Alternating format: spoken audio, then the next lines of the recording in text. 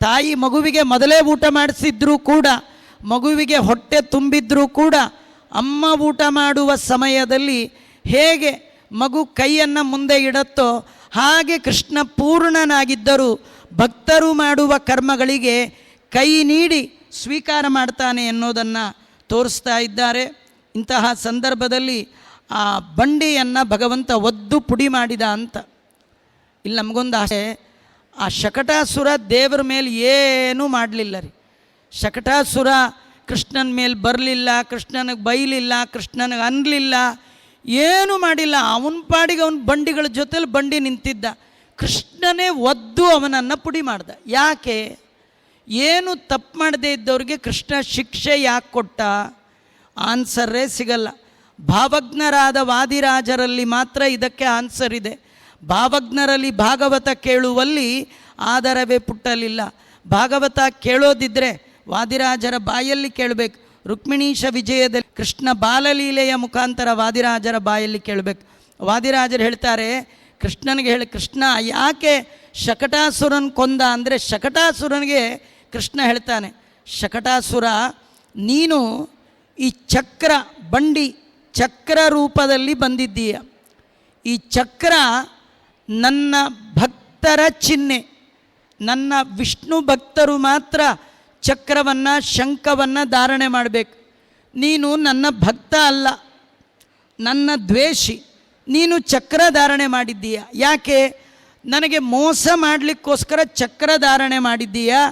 ನೀನು ಯಾವ ವೇಷ ಹಾಕಿ ಬಂದರೂ ನನಗೆ ಗೊತ್ತಾಗತ್ತೆ ಅಂತ ತೋರಿಸ್ಲಿಕ್ಕೆ ಕೃಷ್ಣ ಪರಮಾತ್ಮ ಭಕ್ತನಲ್ಲದ ಶಕಟಾಸುರ ವಿಷ್ಣುವಿನ ಚಿಹ್ನೆಯನ್ನು ಧಾರಣೆ ಮಾಡ್ಕೊಂಡು ಬಂದದ್ದಕ್ಕೆ ಅವನನ್ನು ಒದ್ದು ಸಂಹಾರ ಮಾಡಿದ. ನಮಗೆ ಈ ಕಥೆ ಬೇಗ ಅರ್ಥ ಆಗಲ್ಲ ರೀ. ಯಾವುದೋ ಪಕ್ಷದವರು ಇನ್ಯಾವುದೋ ಪಕ್ಷದ ಚಿಹ್ನೆ ಇಟ್ಕೊಂಡ್ರೆ ಎಷ್ಟು ಅನ್ಯಾಯ, ಅದು ಮೋಸ ಅಲ್ವಾ? ಹಾಗೆ ವೈಷ್ಣವರು ಮಾತ್ರ ಧರಿಸಬೇಕಾದ ಚಿಹ್ನೆ ಅದು ಚಕ್ರ. ಯಾರು ವೈಷ್ಣವರು ಬೇಕಾದರೆ ಆಗ್ಬೋದು. ಇಡೀ ಮನುಕುಲ ವಿಷ್ಣು ಭಕ್ತರಾಗಲಿಕ್ಕೆ ಯಾವ ಪ್ರಾಬ್ಲಮ್ ಇಲ್ಲ. ಎಲ್ಲರೂ ವಿಷ್ಣು ಭಕ್ತರಾಗಿ ಭಗವಂತನ ಚಿಹ್ನೆಯಲ್ಲಿ ವಿಷ್ಣುವಿನಲ್ಲಿ ಭಕ್ತಿ ಮಾಡಿ ಪರಮಾತ್ಮನ ಪರಮಾನುಗ್ರಹಕ್ಕೆ ಪಾತ್ರರಾಗಿ ಮುಕ್ತಿಯನ್ನು ಪಡಿಬೋದು.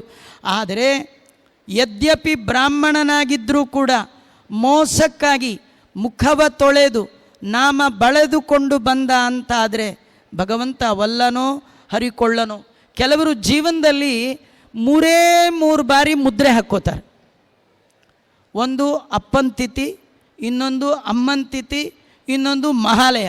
ಬಿಟ್ಟರೆ ಇನ್ಯಾವತ್ತೂ ಮುದ್ರೆನೇ ಹಾಕ್ಕೊಳ್ಳಲ್ಲ. ಇನ್ನು ಕೆಲವು ದಿನ ಹಾಕ್ಕೊಳ್ತಾರೆ, ಅದು ಆರಾಧನೆ ದಿನ ಮಾತ್ರ, ಒಳಗೆ ಬಿಡ್ತಾರೋ ಇಲ್ವೋ ಅಂತ. ಈ ಥರ ಎಲ್ಲ ಮೋಸ ಮಾಡಬಾರ್ದು ಅಂತಾರೆ. ದೇವರಿಗೆ ಮೋಸ ಮಾಡಲಿಕ್ಕಾಗಿ ದೇವರ ಚಿಹ್ನೆಯನ್ನು ಧಾರಣೆ ಮಾಡಬೇಡಿ. ಭಗವಂತ ಪ್ರೀತನಾಗಲಿ ಇಂಥ ಚಿಹ್ನೆ ಮಾಡಬೇಕು. ಇದು ದೇವರ ದೇಹ, ಇದು ತಾನಲ್ಲ, ತನ್ನದಲ್ಲ. ಹಾಗಾದ್ರೆ ಯಾರ್ದಿದು? ತೋರಿಸ್ಲಿಕ್ಕೆ ವಿಷ್ಣುವಿನ ಚಿಹ್ನೆ. ಯಾವುದು ಚಿಹ್ನೆ ಇರುತ್ತೆ ಆ ಕಂಪ್ನಿದು ಪ್ರಾಡಕ್ಟ್ ಅಂತ ಗೊತ್ತಾಗತ್ತಲ್ಲ.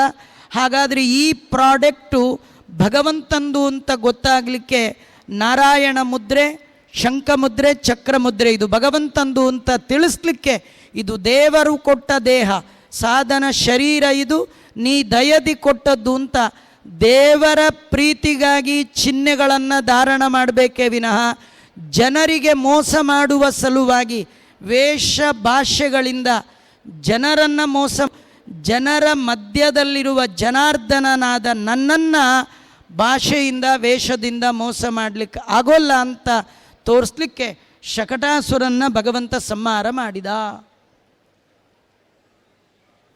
ಇನ್ನೊಂದು ವಾದಿರಾಜರು ಹೇಳ್ತಾರೆ, ಬಂಡಿಯ ರೂಪದಲ್ಲಿ ಬಂದ ಶಕಟಾಸುರನ್ನು ಯಾಕೆ ಸಂಹಾರ ಮಾಡಿದ ಅಂದರೆ, ಈ ಕಂಸ ಸೋದರ ಮಾವ ಮಾಡಬಾರದು ಮಾಡಿ ಭಾರಿ ಸಂಪಾದನೆ ಮಾಡಿದ್ದಾನೆ. ಅವನೇನಾದರೂ ಆ ಎಲ್ಲ ಸಂಪಾದನೆಯನ್ನು ಗಾಡೀಲಿ ತೊಗೊಂಡೋಗ್ಬಿಡ್ತಾನೋ ಎನ್ಕೋತೀಯೋ. ಈ ಗಾಡಿ ಇದ್ರಲ್ವಾ ಅಂಥೇಳಿ ಲಗೇಜ್ ಕ್ಯಾರಿಯರು, ಆ ಲಗೇಜ್ ಕ್ಯಾರಿಯರ್ ಗಾಡಿಯನ್ನು ಭಗವಂತ ನಾಶ ಮಾಡಿದ. ಏನು ಸಂಪಾದನೆ ಮಾಡಿದರೂ ಅದೆಲ್ಲ ಇಲ್ಲೇ ಬಿಟ್ಟು ಹೋಗಬೇಕು, ಧರ್ಮವನ್ನು ಮಾತ್ರ ನಮ್ಮ ಜೊತೆಗೆ ತೊಗೊಂಡು ಹೋಗ್ಬೋದೇ ವಿನ ಮತ್ತೊಂದಿಲ್ಲ ಅಂತ ತೋರಿಸ್ತಾ ಇದ್ದಾರೆ. ಇಷ್ಟೆಲ್ಲ ಆದಮೇಲೆ ಅಲ್ಲಿ ಆ ಮಗು ಆ ಬಂಡಿಯನ್ನು ಒದ್ದಿದೆ, ಶಕಟಾಸುರ ಬಿದ್ದಿದ್ದಾನೆ. ಬಹಳ ಆಶ್ಚರ್ಯ ಆಗ್ತಾ ಇದೆ. ಗುಟಾದ ಒಳಗೆ ಒಬ್ಬ ವಿಕ್ಕಟ ಅಸುರ ಕೆಳಗೆ ಬಿದ್ದ, ಅಕಟ ಶಿಶು ಅಂಜಿತೆಂದು ಅಪ್ಪಿಕೊಂಡಳು.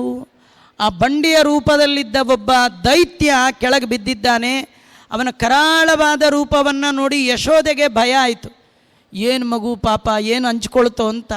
ಆಮೇಲೆ ನಂದಗೋಪ ಯಶೋದೆ ಅಂದ್ಕೊಂಡ್ರಂತೆ, ಏನೋ ನಮ್ಮ ಪುಣ್ಯ ಚೆನ್ನಾಗಿದೆ, ಮಗುಗೇನಾಗಲಿಲ್ಲ ಅಂತ.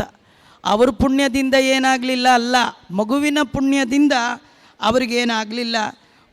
ಕಡೆಗೆ ಬ್ರಾಹ್ಮಣರ ಕೈಗಳಿಂದ ವೇದ ಮಂತ್ರವನ್ನು ಹೇಳಿಸಿ ಬಾಲಕಾಗೆ ರಕ್ಷೆಯನ್ನು ಮಾಡಿಸುತ್ತಿದ್ದಳು. ಯಾವಾಗ ಶಕಟಾಸುರ ಆಯಿತೋ ಬ್ರಾಹ್ಮಣರನ್ನು ಕರೆಸಿ ಪುಣ್ಯಾಹ ವಾಚನೆ ಮಾಡಿಸಿ ಆ ವೇದೋಕ್ತವಾದ ಮಂತ್ರಗಳಿಂದ ಮಗುವಿಗೆ ಆಶೀರ್ವಾದವನ್ನು ಮಾಡಿಸಿದ್ದಾಳೆ. ಇದೆಲ್ಲ ಕಥೆಗಳು ನಮ್ಮ ಸಲುವಾಗಿರ್ತಕ್ಕಂಥದ್ದು. ಕೃಷ್ಣ ಹೇಳ್ತಾನೆ, ದೊಡ್ಡವರ ಆಶೀರ್ವಾದ ನಾನೇ ಸ್ವೀಕಾರ ಮಾಡ್ತಾ ಇದ್ದೀನಿ ಅಂದಮೇಲೆ ನೀವು ಸ್ವೀಕಾರ ಮಾಡಬೇಕು. ಮನೆಯಲ್ಲಿ ಗೃಹ ಪ್ರವೇಶ, ಮದುವೆ, ಮುಂಜಿ ಆಗತ್ರಿ, ಏನೇ ಮಾಡಿದ್ರೂ ಉಪಕರ್ಮ ಏನೇ ಮಾಡಿದ್ರೂ ಅಲ್ಲಿ ಪುಣ್ಯಾಹ ವಾಚನೆ ಆಗತ್ರಿ. ಆದರೆ ಪುಣ್ಯಾಹ ವಾಚನೆ ಆಗುವಾಗ ಬ್ರಾಹ್ಮಣರು ಮಾಡುವ ನೀರಿನ ಪ್ರೋಕ್ಷಣೆಯನ್ನು ಮಾಡಿಸ್ಕೊಳ್ಳಿಕ್ಕೆ ನಾವೇ ಇರಲ್ಲ. ಆಚಾರ್ಯ ಎಲ್ಲ ನೀವೇ ಮಾಡ್ಕೊಂಡ್ಬಿಡಿ ಅಂಥೇಳಿ ಅವ್ರಿಗೆ ಬಿಟ್ಟುಬಿಡ್ತೀವಿ. ಹಾಗೆಲ್ಲ ಮಾಡಬಾರ್ದು.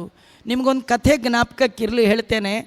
ದಕ್ಷ ಪ್ರಜಾಪತಿಯನ್ನು ಸಂಹಾರ ಮಾಡಬೇಕು ಅಂತ ಸ್ವತಃ ರುದ್ರದೇವರು ಬಂದು ತ್ರಿಶೂಲವನ್ನು ಹಾಕಿದ್ರೂ ದಕ್ಷನ ತಲೆ ಹಾರಲಿಲ್ಲ. ಕಾರಣ, ಅವನು ಪುಣ್ಯಾಹದಲ್ಲಿ ಬ್ರಾಹ್ಮಣರು, ಭೃಗು ಋಷಿಗಳೇ ಮೊದಲಾದವರು ಪ್ರೋಕ್ಷಣೆ ಮಾಡಿದ ನೀರು ಆಪೋ ವಜ್ರೀಭೂತ್ವ, ನೀರೇ ವಜ್ರಾಯುಧದಂತೆ ಅವನ ಕುತ್ತಿಗೆಯನ್ನು ರಕ್ಷಣೆ ಮಾಡಿದೆಯಂತೆ. ಇವತ್ತು ನಮಗೆ ನೀರಂದರೆ ಏನೋ ಅಂದ್ಕೊಂಡಿದ್ದೀವಿ. ಶಾಸ್ತ್ರದಲ್ಲಿ ಸಂಧ್ಯಾವಂದನೆ ಮಂತ್ರದಲ್ಲಿ ಬರುತ್ತೆ, ಆಪ ಸರ್ವಸ್ಯ ಬೇಷಜೀ. ನೀವು ಕೈಯಲ್ಲಿ ನೀವು ಮಂತ್ರಪೂರಿತವಾಗಿ ಆ ಜಲವನ್ನು ಪಾನ ಮಾಡಿದರೆ ನಿಮಗೆ ಎಲ್ಲ ರೋಗಗಳನ್ನು ನಿರೋಧ ಮಾಡುವ ಶಕ್ತಿಯನ್ನು ಕೊಡುವ ತಾಕತ್ತು ಒಂದು ಡ್ರಾಪ್ ನೀರಿಗಿದೆಯಂತ. ನಾವು ಆ ನೀರು ತಗೊಳ್ಳೋದು, ಆಚಮನ ಮಾಡೋದು, ಆಚಮನಕ್ಕೆ ಬೇಕಾದ ಸಂಧ್ಯಾವನೆ ಮಾಡೋದು, ಅದನ್ನೆಲ್ಲ ಬಿಟ್ಟ ಬ್ರಾಹ್ಮಣರಾಗಿದ್ದೇವೆ. ಬೇರೆಯವರು ಅವ್ರ ಧರ್ಮನ ಎಂದೂ ಬಿಡಲ್ಲ. ಬಿಡೋದ್ರೊಳಗೆ ನಂಬರ್ 1 ಅಂದರೆ ನಾವು ಎಷ್ಟಾಗತ್ತೋ ಅಷ್ಟು ಬಿಡ್ತಾ ಇರ್ತೀವಿ. ಆದಷ್ಟು ಬಿಟ್ಕೊಂಡು ಹೋಗೋದು. ಅವರು ಕಟ್ಕೊಂಡು ಹೋಗ್ತಾ, ನಾವು ಬಿಟ್ಕೊಂಡು ಹೋಗ್ತಾ ಇದ್ದೀವಿ. ಅದಕ್ಕೆ ಈ ರೀತಿ ಆಗುತ್ತೆ. ಒಂದು ನೀರು ಯದ್ರಾತ್ರಿಯಾತ್ ಕುರುತೆ ಪಾಪಂ ತದ್ರಾತ್ರಿಯಾತ್ ಪ್ರತಿಮುಚ್ಚತೆ. ಅಂದಂದು ಮಾಡಿದ ಪಾಪವನ್ನು ಅನ್ನಂದು ಕಳೆದುಕೊಳ್ಳಿಕ್ಕಿರುವಂಥದ್ದು ಸಂಧ್ಯಾವಂದನೆ ಮೊದಲಾದದ್ದು, ಗಾಯತ್ರಿ ಜಪ, ಅರ್ಘ್ಯ ಪ್ರದಾನ ಮೊದಲಾಗಿರ್ತಕ್ಕಂಥದ್ದು. ಹೀಗಾಗಿ ಕೃಷ್ಣ ಪರಮಾತ್ಮ ಅಲ್ಲಿ ಆ ನೀರಿನ ಆ ಶಕಟಾಸುರನ ಸಂಹಾರ ಮಾಡಿ ಆಯಿತು.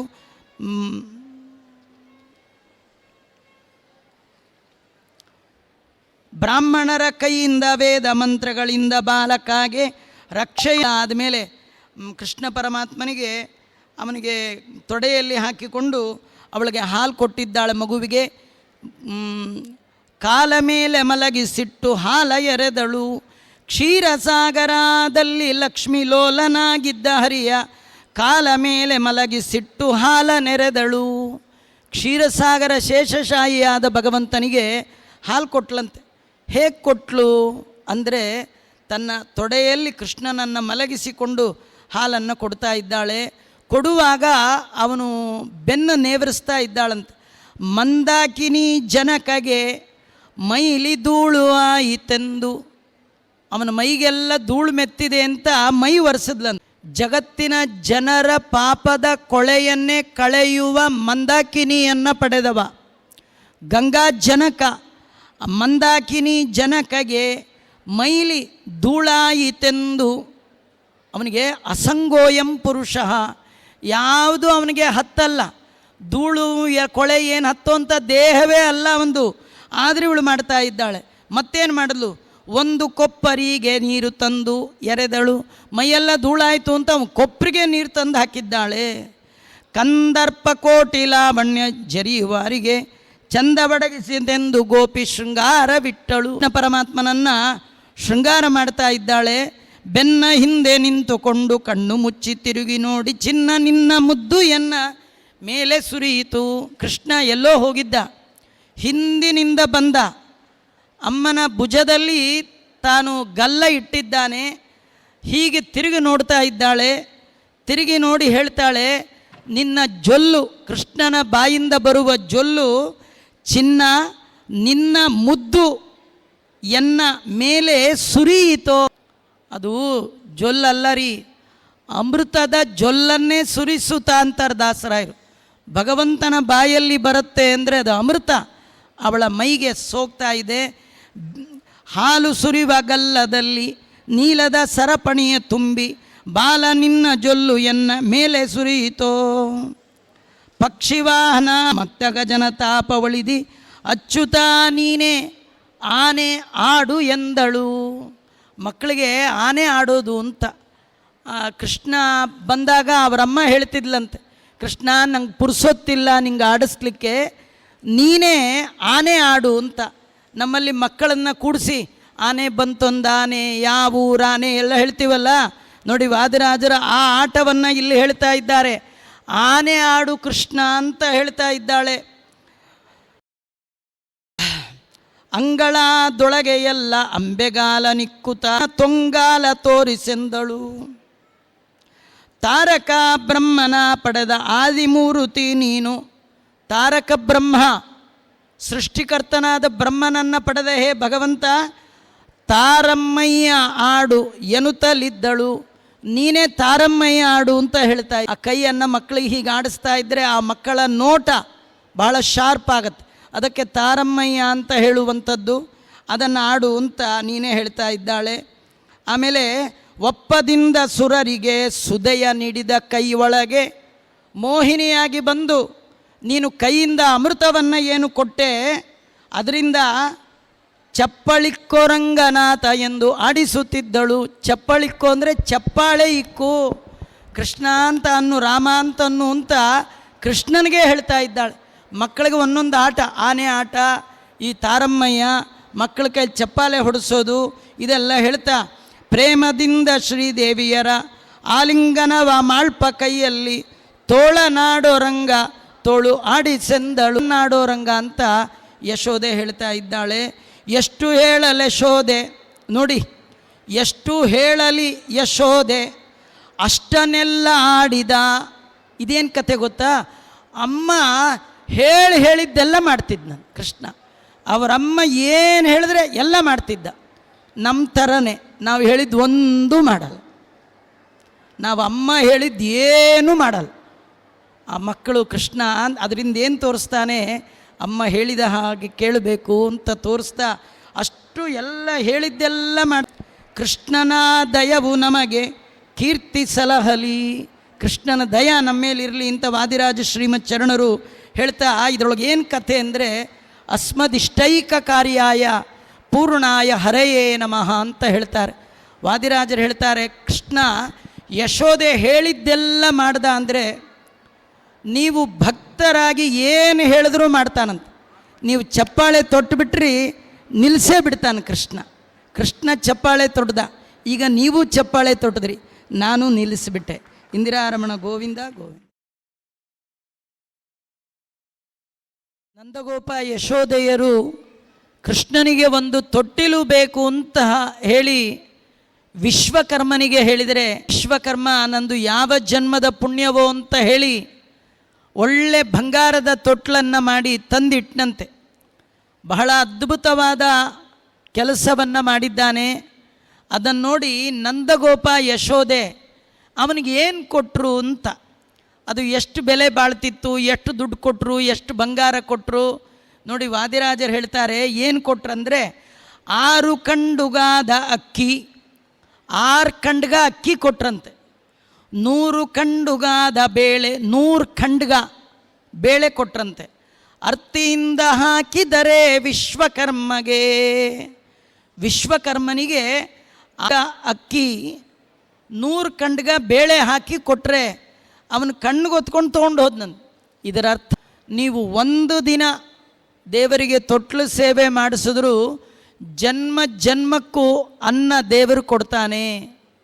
ನಾವು ರಾಮಾಯಣದಲ್ಲಿ ಒಂದು ಕಥೆ ಕೇಳ್ತೀವಿ, ರಾಮದೇವರಿಗೆ ಮಾಲೆಯನ್ನು ಧಾರಣೆ ಮಾಡಿ ಒಂದು ಮಾಲೆಯನ್ನು ಕೊಟ್ಟ, ಅವನು ಜನ್ಮ ಜನ್ಮಾಂತರಕ್ಕೆ ಅನ್ನವನ್ನು ಪಡೆದ.